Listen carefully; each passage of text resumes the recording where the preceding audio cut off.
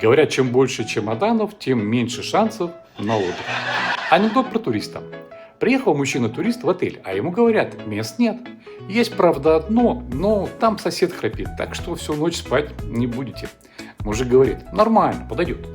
На следующее утро ательер спрашивает, ну как, спали? Турист отвечает, нормально. В глазах ательера немой вопрос. Турист, да я к нему вечером вчера подошел и сказал, спокойной ночи, милый, и поцеловал. Так он после этого не только не храпел, всю ночь глаз не мог сомкнуть.